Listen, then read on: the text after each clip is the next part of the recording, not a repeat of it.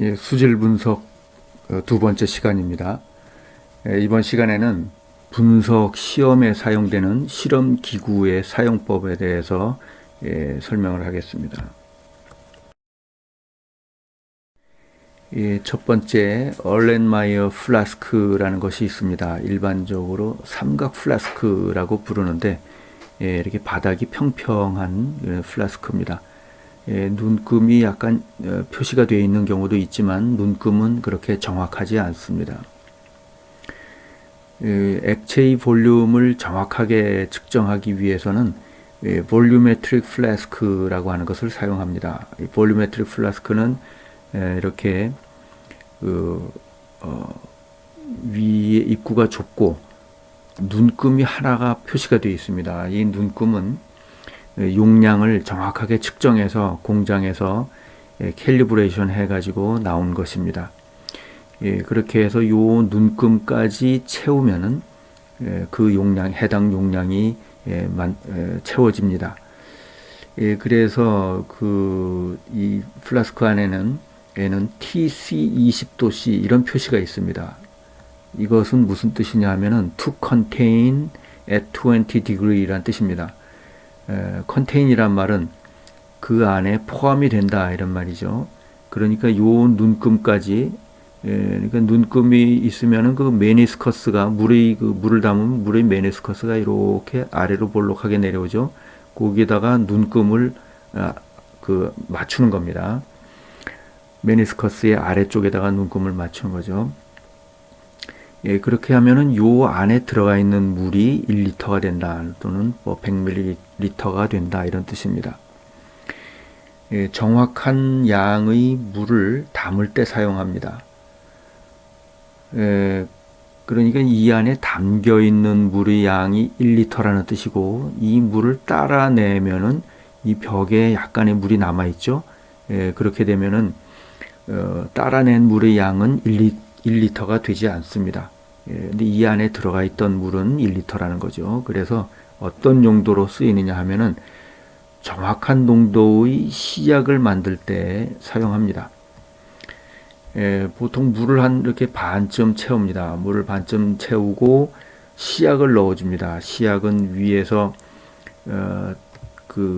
거름 종이로 유산지에 넣어서 시약을 집어넣죠. 그리고 유산지는 파라핀이 입혀져 있어서 물에 젖질 않습니다. 거기 증류수로 그 시약을 씻어내는 거죠. 그래서 씻어서 다 집어넣습니다. 그런 다음에 여기 마개가 아주 밀폐되는 마개가 있어서 막아가지고 흔들어 주면은 완전히 녹일 수가 있습니다. 그런 다음에 완전히 녹인 다음에 물을 여기 눈금까지 채워서 1리터로 채워주면은 그 시약을 1리터의 물에 녹인 것이 되는 것입니다. 그래서 정확한 농도의 시약을 만들 때 사용하는 플라스크이며 이것을 볼류메트릭 플라스크라고 부릅니다. 볼륨을 메트릭이라는 말은 측정한다는 뜻입니다. 볼륨을 측정하는 플라스크다 이런 뜻이죠.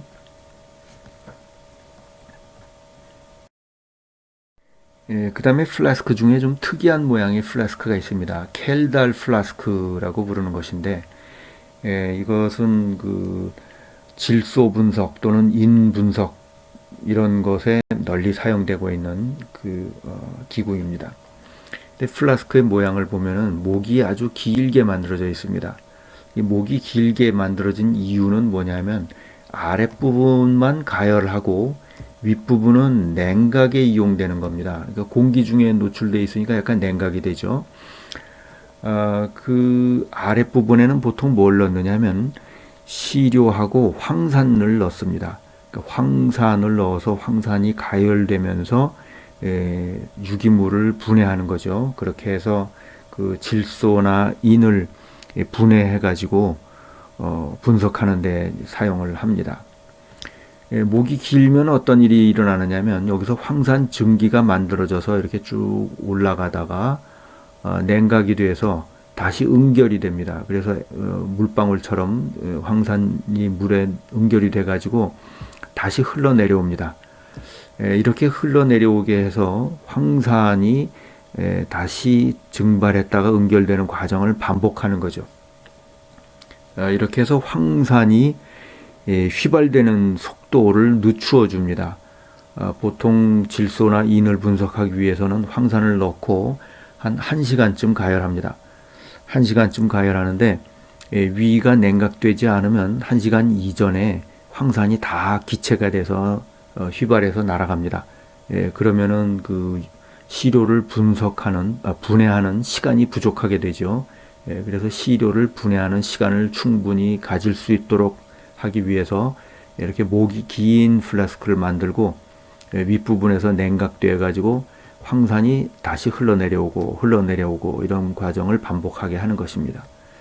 그러다가 한 1시간 정도 2시간까지 이렇게 가열을 하면은 결국은 황산이 거의 다 휘발해서 날아갑니다. 황산이 SO3 가스로 해서 다 날아가기 때문에 결국은 이제 없어지게 되는데 그 시간을 길게 해서 그 시간 동안 유기물이 분해되도록 하는 그런 기구가 이 켈달 플라스크이고, 이런 가열하는 장치를 보면은 아랫부분의 전열기가 굉장히 조그맣습니다.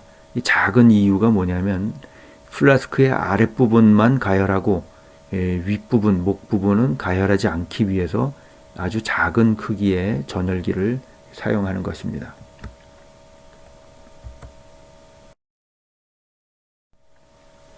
그 다음 시험에 많이 사용되는 기구가 피펫이죠. 피펫에는 TD 20도C 이렇게 표현이 되어 있습니다. TD라는 말은 뭐냐면 to drain 이라는 뜻입니다. drain은 뭐냐면 물을 빼낸다는 뜻이죠. 이 피펫에서 물을 빼내면은 그 빼낸 볼륨이 20ml가 된다. 또는 빼낸 볼륨이 25ml가 된다. 이렇게 캘리브레이션이 되어 있는 것입니다. 그러니까 실제로 이 눈금까지 채우면은 이 안에 들어있는 물의 양은 이보다 약간 더 많습니다.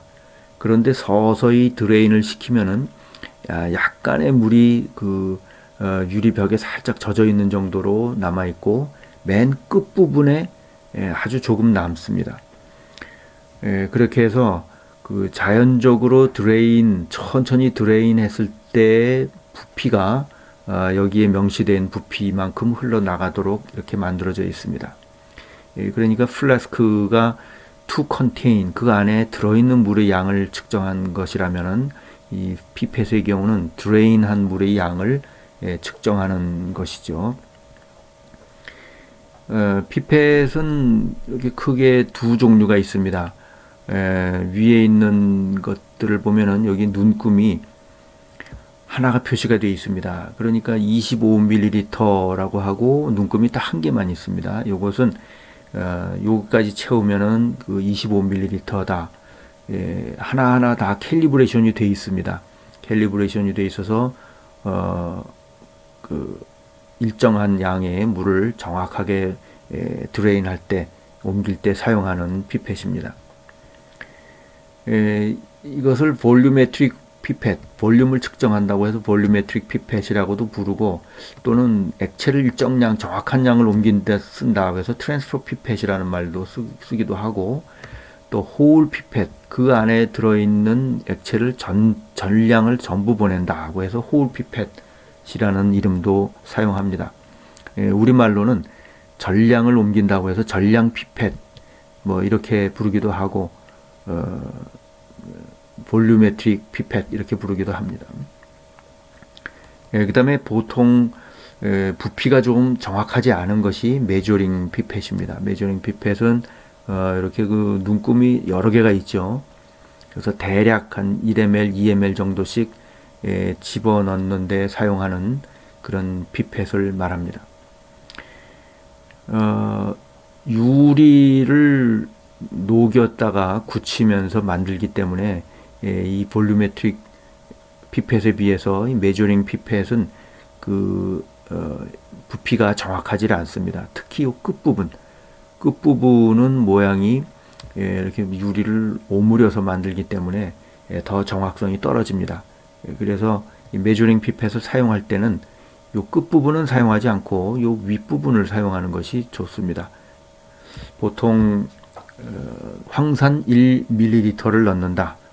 이런 정도 산성화를 한다. 이런 양을 정확하게 넣지 않아도 되는, 대량 넣어도 되는 경우에 요 메저링 피펫을 사용합니다.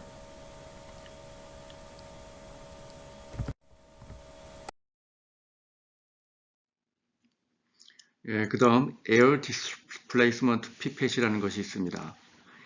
에어 디스플레이스먼트라는 말은 공기가 빠져나왔다가 빠져나온 공기만큼 다시 액체가 들어간다, 이런 뜻입니다. 보통 오토매틱 피펫 또는 오토 피펫이라고 줄여서 부르고 자동 피펫이라고 부릅니다. 이 구조를 보면은 피펫에 실린더가 있고 내부에 피스톤이 있습니다. 실린더와 피스톤은 잘 밀착이 되도록 만들어져 있고, 보통 실린더는 스테인리스 스틸로 만들고 피스톤은 부드러운 플라스틱으로 만들어서 그 사이에 밀착이 잘 되도록 만들어져 있습니다. 스프링이 들어가 있어서 탄력이 있고 눌렀다 뺐다를 쉽게 할 수 있도록 만들어져 있습니다. 사용법은 손잡이를 눌러서 피스톤을 누르면 그만큼 공기가 빠져나가게 되죠. 그 다음 팁을 물속에 담급니다. 팁을 물속에 담가서 서서히 다시 빨아들이면은 공기가 빠져나온 만큼 액체가 들어가게 되죠. 그리고 이때 그 끝부분에 이제 팁을 끼우게 되는데, 플라스틱으로 만든 팁이 대부분 일회용으로 만들어져 있습니다. 부피에 따라서 큰 것도 있고 작은 것도 있고 다양한 크기를 사용할 수 있게 되어 있습니다. 일회용이니까 세척을 할 필요가 없고 아주 사용이 편리하죠. 이 오토피펫을 사용할 때는 팁의 끝부분에 액체가 남아있는 것을 불어내도록 되어 있습니다. 1단계로 빨아들인 만큼 피스톤을 내려보내면 공기가 압축되면서 팁 끝에 물이 조금 남습니다. 이때 이 플라스틱 팁 끝에 있는 물을 완전히 밀어낼 수 있도록 2단계로 피스톤을 누를 수 있도록 되어 있습니다. 그래서 2단계로 또 한번 누르면서 팁 끝에 있는 액체를 완전히 밀어냅니다. 유리 피펫을 사용할 때는 끝부분에 액체가 조금 남아있도록 보정이 되어 있습니다. 그 액체의 부피가 끝부분에 조금은 남겨놓도록, 불어내지 않도록 보정이 되어 있는데, 이 오토매틱 피펫은 끝부분에 있는 액체를 피스톤을 한번 더 눌러서 완전히 불어내도록 보정이 되어 있습니다. 그 다음에 사용에 주의할 점은 부식성 시약은 가능하면 사용하지 않는 것이 좋다는 것입니다. 실린더를 스테인리스 스틸로 만든 것이 많기 때문에 부식성 산을 사용하는 경우에 이 내부에 스테인리스 스틸 실린더가 부식이 되면서 거칠어질 수가 있습니다. 그러면은 밀봉이 안 돼서 공기가 셉니다. 그러면은 부피가 정확하지 않기 때문에 더 이상 사용할 수 없게 되는 것이죠. 그리고 사용 중에는 반드시 수직으로 세워서 보관하는 것이 그 시약이 흘러 들어가는 것을 막을 수가 있습니다. 그 다음에 그래도 오래 사용하다 보면은 이 실린더가 마모가 되면서 공기가 조금씩 새게 됩니다. 그래서 많이 사용하면은 마모가 되기 때문에 이 수명이 한정되어 있다, 이렇게 보아야 됩니다. 그래서 불필요하게 작동하지 않는 것이 좋고요. 또 이 오토피펫은 실린더의 마모에 의해서 공기가 샐 우려가 늘 있기 때문에 항상 정확한 부피를 빨아들일 수 있는지 점검을 하면서 사용해야 됩니다. 보통 점검하는 방법은 증류수를 빨아들여서 그 증류수의 무게를 저울로 잽니다. 이 부피를 재는 것보다는 무게를 재는 쪽이 오차가 훨씬 적습니다. 그래서 보통 부피를 잴 때의 그 보정을 무게로 합니다. 물을 빨아들여서 무게를 재봐 가지고 오차가 있는지 늘 점검을 하고, 그 오차가 좀 생기면은 그것은 그 실린더가 마모됐다는 뜻이기 때문에 수리를 해야 되거나 또는 더 이상 사용하지 않아야 합니다. 오토피펫을 꼭 사용해야 되는 경우는 그 유독성 시약을 사용하는 경우 또는 아주 미량의 그 시약을 사용하는 경우가 있습니다. 뭐 100 마이크로리터 이런 것들은 수동 피펫으로 하기가 굉장히 어렵습니다. 그래서 이런 미량을 사용하는 경우에 요즘 다 오토매틱 피펫을 사용해서 액체를 옮기게 됩니다. 그 다음에 뷰렛이 있습니다. 뷰렛은 그 COD 같은 걸 측정할 때 시약을 적정을 합니다. 적정할 때 넣어주는 시약의 양을 정확히 측정하기 위해서 사용하는 기구입니다. 보통 유리로 만든 그 뷰렛을 많이 사용하는데 밑에 코크를 열면은 물이 쭉 따라 내려가죠. 그 따라 내려가는데 그 속도가 너무 빨라지면 안 됩니다. 빨라지면은 미처 물이 따라 내려가지 못하고 물방울이 남습니다. 옆에. 그래서 물방울이 남으면은 그만큼 오차를 주는 거죠. 그렇기 때문에 물방울이 남지 않고 모두 물이 따라 내려갈 수 있도록 천천히 드레인하는 것이 중요합니다. 그 다음에 그 시약으로 사용하기 전에 먼저 그 드레인을 해주고 시약으로 세척해 주는 거죠. 이것은 뭐냐면 뷰렛 안에 물방울이 세척하고 나면 물방울이 남아 있죠. 그 물방울이 시약이 들어갔을 때 희석해서 농도를 낮추어 주게 됩니다. 그러니까 시약의 그 농도를 변형시키는 거죠. 그렇기 때문에 이 물방울을 완전히 시약으로 바꿔줄 수 있도록 시약을 채워서 시약 채운 다음에 한번 쭉 흘러내려 보냅니다. 그러면은 그 안에 있는 물방울이 거의 시약으로 바뀌었죠. 이렇게 한 두세 차례 해주고 나면은 그 벽에 묻어있던 물방울로 인한 농도의 변화가 없어진다는 거죠. 또 뷰렛의 벽에 드레인을 천천히 했는데도 물방울이 남는다고 하면은 이것은 오염이 된 것입니다.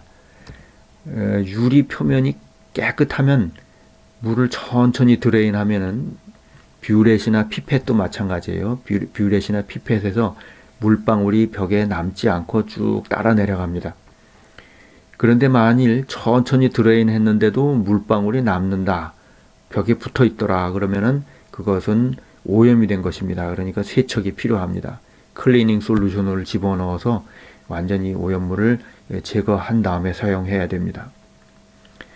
유리로 만든 뷰렛의 경우는 이렇게 되고 근래에는 유리가 아닌 이런 그 자동 피펫과 유사한 원리를 가진 실린더와 피스톤을 가진 그 디지털 뷰렛이 많이 사용이 됩니다.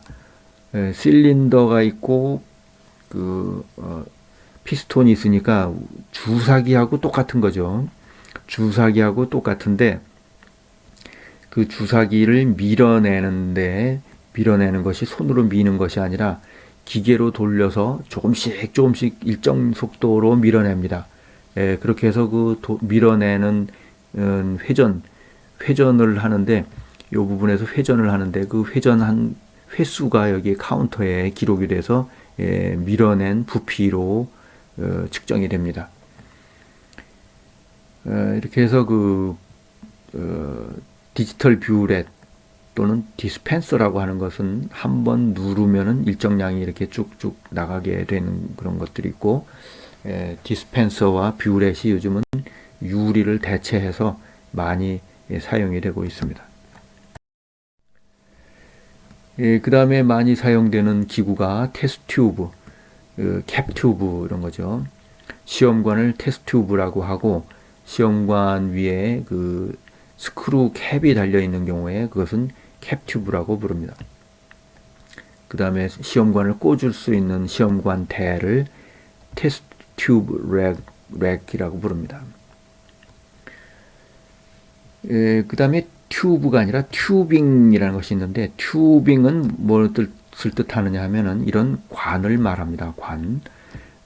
고무라든가 또는 뭐 실리콘 고무 이런 것들로 만든 관을 튜빙이라고 부릅니다. 그 다음에 중요한 실험 기구로 저울이 있습니다. 영어로 밸런스라고 부르는데, 저울은 아주 다양한 저울이 있습니다. 오차가 좀 큰 그런 저울도 있고 아주 작은 저울도 있고, 보통 실험실에서 많이 사용되는 저울은 일반 저울, 오차가 한 0.01g 정도 되는 그런 저울을 일반적으로 제일 많이 씁니다.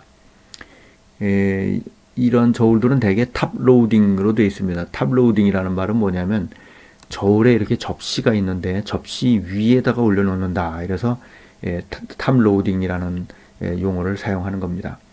과거에 옛날에 그 사용되던 저울은 뭐 천평 같은 형태, 천칭 같은 형태의 저울들이 옛날에 사용이 됐죠. 그러다가 이런 그 팬이 나오고 팬 위에 물체를 올려놓는 그런 방식의 저울이 나오면서 그것을 탑로딩이라고 부르게 됐습니다. 보통은 이제 일반 저울로 재면 되는데 이게 오차가 한 10mg 정도 되죠.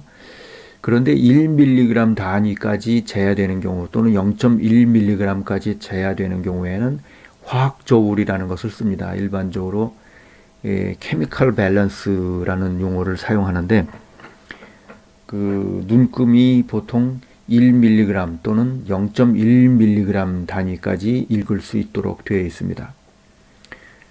이것도 저울을 보면은 탑로딩으로 이렇게 팬이 있습니다. 팬 위에 시약을 올려놓게 되어 있는데, 특이한 점은 이 저울은 바람을 막는 케이스가 있습니다.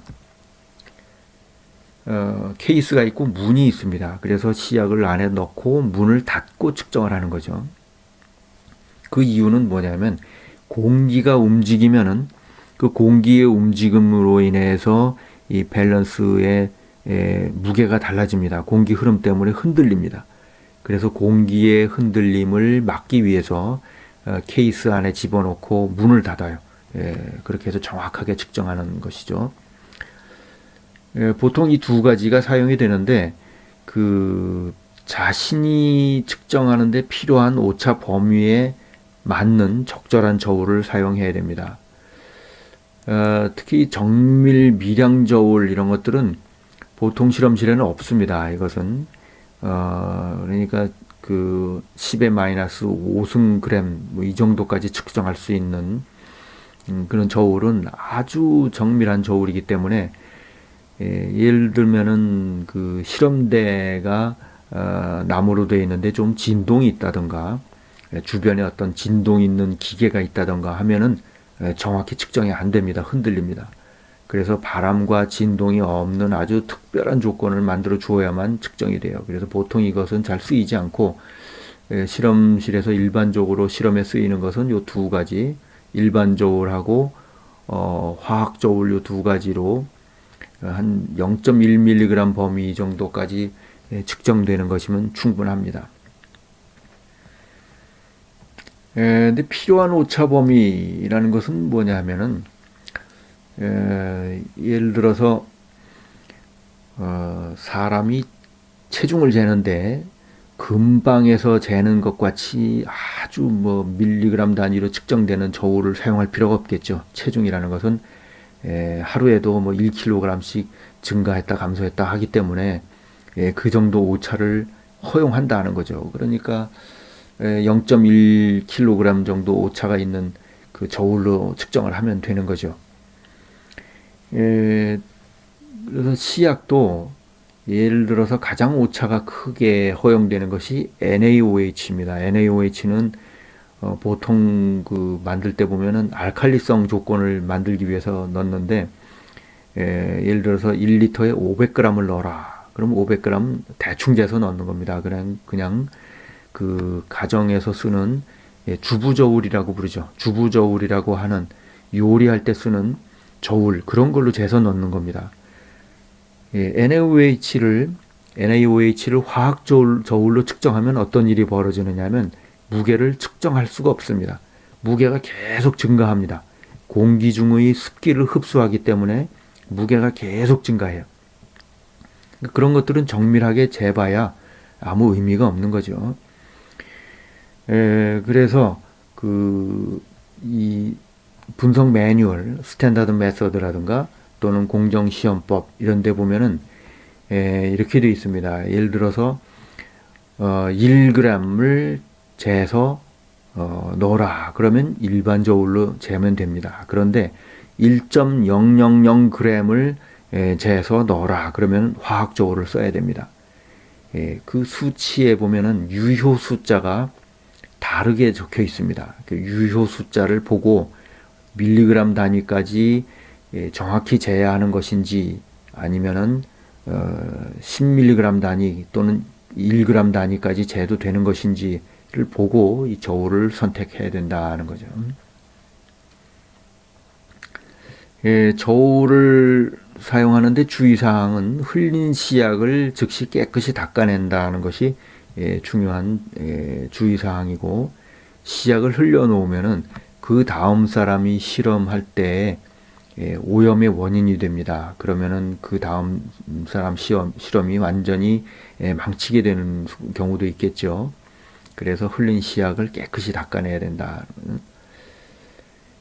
보통은 그 탑로딩 밸런스의 맨 위에 올려놓은 그 팬이 스테인리스로 만들어져 있고, 그것은 드러낼 수가 있습니다. 그래서 드러내서 물로 깨끗이 씻고 물기를 닦아내서 마른 다음에 다시 올려놓으면 되는 거죠. 그 다음에 시약을 잴 때에 이 팬, 저울에 닿지 않도록, 직접 닿지 않도록 일회용 시약 그릇을 사용합니다.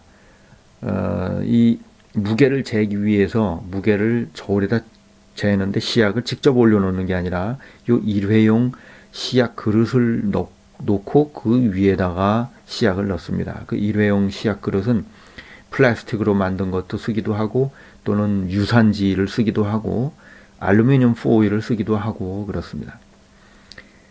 그렇게 해서 무게를 정확히 재고, 그 다음에 중요한 것도 하나는 남은 시약은 시약병에 다시 넣지 않고 버린다. 이건 뭐냐면은 시약을 일정량을, 예를 들어서 내가 1g이 필요하다고 하면은 한 1.1g 정도를 덜어냅니다. 시약 그릇에 덜어내서 1g을 정확히 재서 쓰고, 그러면 한 0.1g이 조금 남겠죠. 그 남은 것을 버려라 하는 겁니다. 이것을 시약병에 다시 넣다 보면은 이게 오염되는 수가 있습니다. 오염이 돼 가지고 시약병 전체가 못 쓰게 되는 경우가 있기 때문에 자기가 원하는 양에서 조금 더 덜어내 가지고 정확한 양을 덜어서 쓰고 나머지는 버려라 하는 거죠. 시약병에 다시 넣지 말고. 그 다음에 실험기구 중에 마그네틱 스터러라는 것이 있습니다. 이것은 그 자석이 밑에서 돌아가는 거죠. 자석이 밑에서 돌아가서 그 플라스크 안에 있는 마그네틱 바를 회전시켜주는 그런 기구입니다. 시약을 용해할 때 주로 씁니다. 시약을 용해시킬 때 빨리 녹지 않는 시약이 간혹 있습니다. 또는 그 적정할 때 적정 시약이 들어가서 시료하고 빨리 혼합이 되지 않는 경우에 빨리 혼합이 되도록 이 마그네틱 스터러 위에서 회전을 시켜주는 거죠. 그때 이 핫플레이트라고 하는 것이 기능이 겸해진 것들이 있습니다. 약간 온도를 따뜻하게 해서 녹인다거나 또는 따뜻하게 해서 측정을 하는 경우에 이 가열 기능을 가진 것을 쓸 수가 있습니다. 그래서 자석이 밑에 돌아가면서 가열도 하면은 그것을 핫플레이트라고 부릅니다. 그 위에 돌아가는 자석은 마그네틱 바라고 부르는데, 자석을 그대로 쓰면은 금속이 이 산 같은데 부식이 되죠. 그래서 이 시약에 대해서 내성이 아주 강한 테플론이라고 하는 그 물질로 코팅을 합니다. 그래서 마그네틱 바는 테플론으로 코팅이 돼서 시약하고 반응을 하지 않도록 해놓고 돌리죠. 우리말로는 보통 학생들은 돌돌이라는 별명으로 많이 부릅니다. 돌돌이. 그다음에 워터베스라는 것이 있습니다. 한자 말로는 수욕기, 물로 목욕을 한다, 뭐 이런 뜻인데, 이건 뭐냐면 온도가 100도를 넘지 않도록, 100도 이상 되지 않도록 가열하는 기구라고 보면 됩니다. 시약 중에는 열에 불안정한 시약이 있습니다. COD가 대표적인 것인데, 이 COD를 측정할 때는 그 플래스크에다가 샘플과 시약을 넣고 물에다 넣고 이 물을 가열합니다. 밑에 있는 물을. 그 이유는 그러면은 물이 끓는 온도가 100도니까 절대로 100도 이상 올라가질 않죠. 100도를 넘어가면은 COD를 측정하는 그 시약이 분해가 됩니다. 그래서 이런 그 열에 불안정한 시약을 사용할 때 이 워터베스를 사용해서 온도를 100도 이상 넘지 않도록 유지한다. 그 다음에 오토클레이브라는 것이 있습니다. 오토클레이브, 고압 멸균기라고 부르는데, 뭐 다른 말로 보면은 압력솥이라고 보면 되겠습니다. 가정에서 쓰는 압력솥하고 똑같은 거죠. 이 압력솥은 밀폐를 할 수 있도록 되어 있습니다. 밀폐를 하고 거기에 밸브가 달려 있는데, 그 밸브가 어떻게 조정이 되어 있느냐 하면 2기압이 되면은 열려서 가스가 나가도록 되어 있습니다. 2기압. 그러니까 그 압력솥 안에다가 물을 넣고 밥을 할 때 끓이면은 그게 2기압을 유지합니다. 2기압이 넘으면은 그 틈새로 밸브를 밀고 수증기가 밖으로 나가도록 해놓은 거죠. 그러게 나가지 않으면 이제 폭발해 버릴 테니까. 그러면 그때 그 안에 온도가 얼마가 되느냐면 120도가 됩니다. 2기압에서 물이 끓는 온도가 120도입니다. 그러니까 120도까지 가열할 수 있도록, 그러니까 100도가 아니라 120도. 그런데 이 핫플레이트라든가 뭐 이런 데다가 하다 보면은 120도 이상으로 막 올라갈 수도 있죠. 150도, 180도 이렇게 올라가면은 플라스틱으로 만든 그 실험 기구들은 녹아버릴 수가 있습니다. 그래서 120도는 올라가지만 그 이상은 올라가지 않도록 120도를 유지하는 방법으로 이 고압 멸균기를 사용합니다.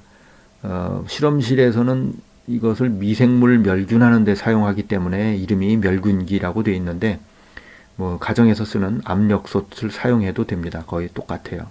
대개 2기압 정도가 유지가 됩니다. 그 다음에 크루스볼, 도가니라는 것이 있습니다. 이 도가니는 시료를 500도 이상 가열하는 데 사용되는데, 500도가 어떤 온도냐 하면은 유기물이 타서 다 CO2가 돼서 날아갑니다. 기체가 돼서 날아가 버리는 거죠.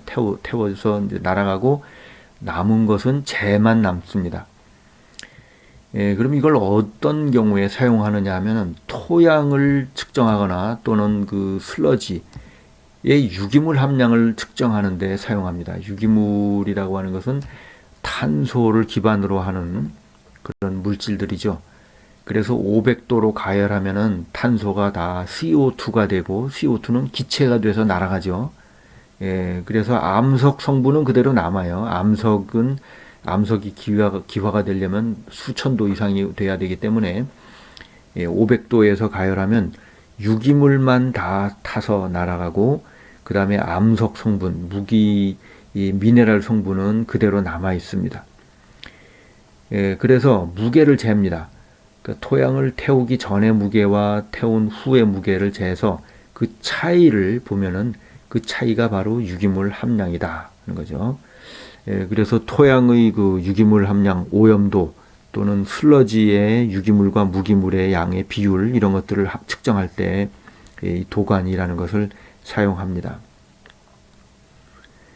도가니 재질은 여러 가지가 있는데 가장 좋은 건 백금이에요. 가장 좋은 건 백금인데 백금은 너무 비싸니까 보통 잘 안 쓰고 그 자기로 만든 것을 사용을 합니다.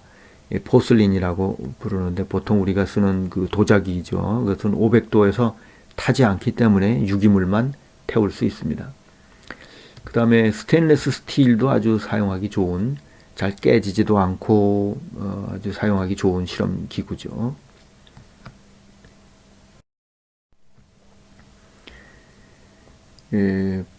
페리스탈틱 펌프라는 것이 있습니다. 그 우리말로는 연동 펌프 또는 그 유량을 정확히 한다고 해서 정량 펌프라는 이름으로 부르는데, 연동 펌프라는 말은 뭐냐면은 이 펌프의 작동 방식에서 나오는 겁니다. 영어의 페리스탈틱이라는 말은 뭐냐면, 페리는 주변이라는 뜻이고 스탈틱은 민다는 뜻이에요. 그 주변을 민다. 주변을 밀면서 돌아가면서 작동하는 펌프인데, 연동이라는 말은 아마 생물학에서 한번 들어봤을 겁니다.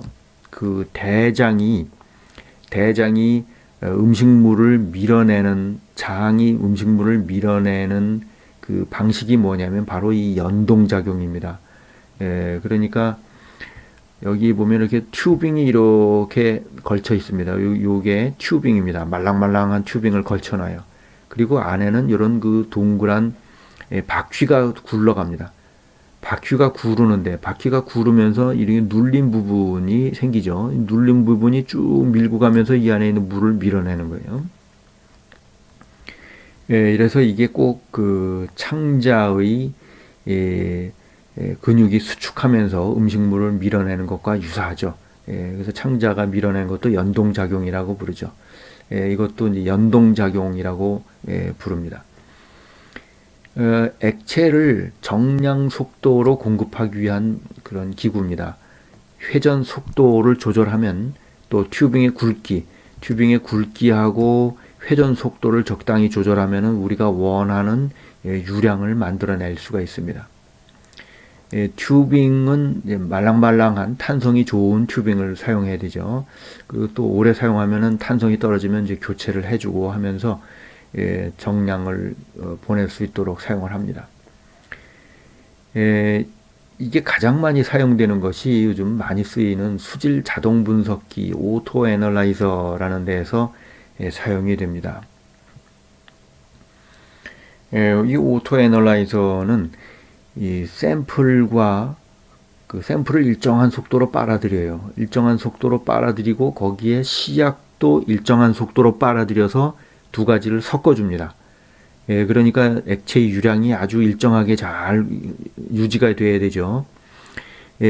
보통 이렇게 생겼습니다. 기구를 보면은 여기는 그 펌프가 가운데서 회전을 하고 있습니다.